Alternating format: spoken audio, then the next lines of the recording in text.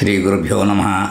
ఈరోజు ఆ, ఒక చక్కటి లలిత సంగీతం అంటే భావగీతం, అది వాయిద్దాం. ఈ లోకంలో అనే పాట అనమాట. అది వాయిద్దాం అనుకుంటున్నాను. దాని గురించి కొంచెం చెప్దామని.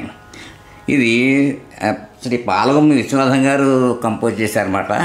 చక్కగా ఉంటుంది, బ్రహ్మాండం. ఆయనదే అమ్మదొంగ పాట, మర్చిపోయినారు, తనివి తీరదు ఎన్నిసార్లు వింటున్నా. అంత బ్రహ్మాండమైన ఇదన్నమాట అయింది. ఆయన రాశారు. ఆయన 1919 నుంచి 2012 దాకా జీవితకాలం అన్నమాట. లలిత సంగీతం చాలా తొలితర అంటే సంగీత ప్రపంచానికి కల్పించిన తొలితరం కళాకారులు ఆయన ఏమో ఒకరు. ఆకాశవాణిలో చాలా కాలం పనిచేశారు. చాలా పాటలు సంగీతాన్ని సమకూర్చారు. దాశరథి, కృష్ణ శాస్త్రి, వీళ్ళందరూ ప్రముఖులు, కవితలు కూడా స్వరాలు కూర్చారన్నమాట. మంగళపల్లి బాలమురళీకృష్ణ గారు, ఎస్పి బాలసుబ్రహ్మణ్యం, ఎంఎస్ రామారావు, చిత్తరంజను, వేదవతి ప్రభాకర్ లాంటి ఎంతోమంది ప్రముఖ కళాకారులు ఆయన వద్ద పాఠాలు నేర్చుకున్నారు. వారు పాలగుమ్మి విశ్వనాథం గారు ఎక్కడ జన్మం అంటే చెప్పారు. పాలగుమ్మి విశ్వనాథం 1919 తిరుపతిపురం తూర్పుగోదావరి జిల్లాలో పుట్టారు. ఆయన మరణం 2012. వృత్తి లలిత సంగీత విద్వాంసుడు. అమ్మదొంగ నిన్ను చూడకుంటే నాకు బెంగ అన్న ఆయన సంగీతం విశేషణ ప్రజా ఆదరణ పొందిన లలిత సంగీతం అదనమాట. ఇది ఈయన గురించి. ఇప్పుడు చక్కగా రాసిన అదేమిటంటే రచన మాత్రం ఇంకొక అంటే మల్లాది శివరామ గారు రాశారు ఈ పాట. ఇది ఈ లోకంలో అనే పాట అన్నమాట. అది భావగీతం. దానికి చరణాలు ఎలా ఉంటున్నాయంటే, ఈ లోకంలో, ఈ నా దేశంలో, ఈ నా ఇప్పటి దేహంలో ఎన్నాళ్ళైనా బ్రతకడమిష్టం, ఎప్పుడు రాలినా ఇష్టం, నేరాలిపోయినా ఇష్టం. అది పల్లవి. తర్వాత ఇంకొక చరణం ఏమిటంటే, సంసారం సాగరమైతే జలక్రీడగా జీవనమిష్టం, తిరిగి పుట్టుటకే మరణం అయితే మరణం అంటే మరీ మరీ ఇష్టం, అంటే మరీ ఇష్టం ఈ లోకంలో. అదొక చరణం.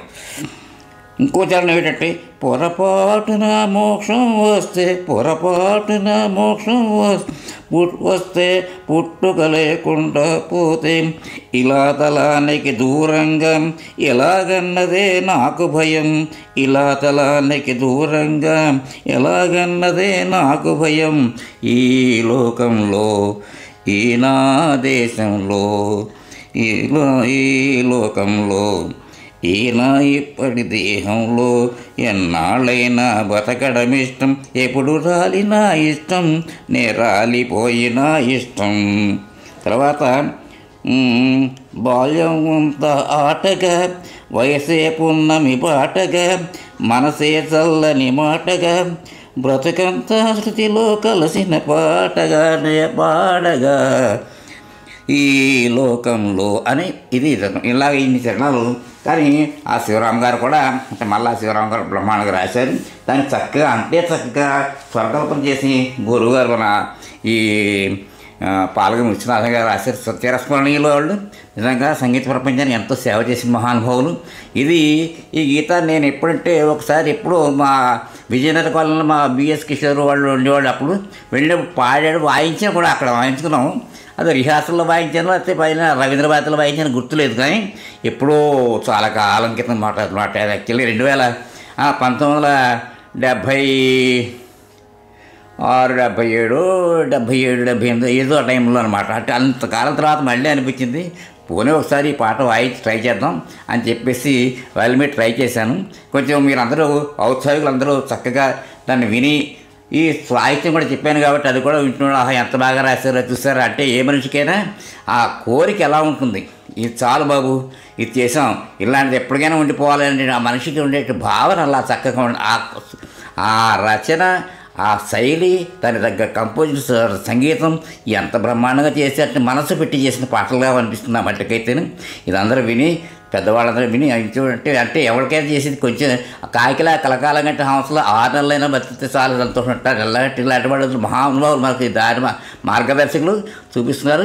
అంతేత యువతరం అంతా కూడా నేర్చుకుంటూ ఉండి చక్కగా పెద్ద చక్కగా జీవితం ఎంతకాలం ఉంటుందో తెలియదు కదా, చక్కటి రచనలు చేయండి, చక్కగా అందరికీ ఆస్వాదించకుండా సింపుల్గా సంగీతం ఉండి ఆనందంగా కావాలి, మనిషి ఆనందంగా కావాలి. ఊరికే అస్తమాట్లు డ్యాన్సులు పాటలు వేస్తుంటే ఉంటే వాళ్ళు ఎంజాయ్ చేయొచ్చు కరెక్టే, అదంతా మత్తు మైకంలో పాడుతున్న పాటలు అది వింటుంటే ఆ కొద్దిసేపే ఉంటుంది, దిగిపోతుంది. కానీ ఇది ఇలాంటి పాటలు ఎప్పుడు చూసుకున్నా ఎంత సాగి అంటే పెద్దవాళ్ళు అయ్యి కొద్ది విని కొద్ది విను అన్నట్టుగా ఉంటుందన్నమాట. కాబట్టి ఇలాంటి రచనలు ప్రోత్సహించండి, ఇలాంటి రచనలు వింటూ ఉండండి, విని ఆనందించండి.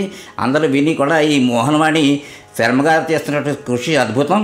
దీనికి ప్రోత్సాహం ఇవ్వండి. దీనికి అందరూ కూడా లైక్ చేసి కామెంట్ చేసి ఏదో చేసి మీరు మొత్తానికి అలాగైతే దీన్ని కొంచెం వ్యూస్ ఎక్కువ పెంచి అది మీకు తెలిసిన కూడా చెప్పండి.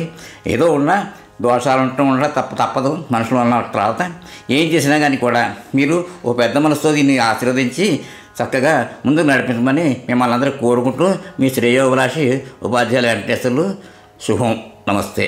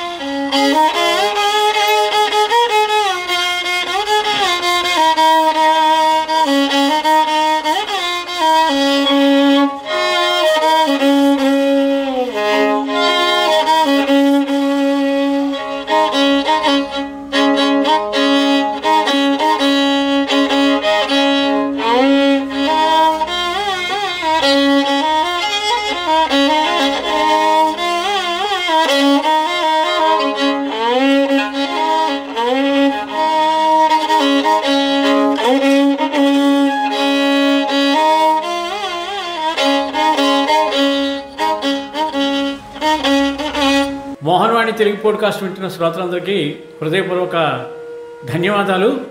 వినండి, వినిపించండి, వింటూనే ఉండండి. మోహన్వాణి తెలుగు పోడ్కాస్ట్ మీరు వింటున్నారు. మోహన్వాణి. మా కార్యక్రమాలు మీకు నచ్చితే ఇప్పటివరకు మా ఛానల్కి సబ్స్క్రైబ్ చేసుకోకపోతే వెంటనే ఈ క్షణమే సబ్స్క్రైబ్ చేసుకుని ఆ పక్కనుండే బెల్ బటన్ని మ్రోగించి అందరికీ షేర్ చేసి మీ విలువైన కామెంట్ను కూడా చేసి మమ్మల్ని ప్రోత్సహిస్తారని కోరుతున్నాను.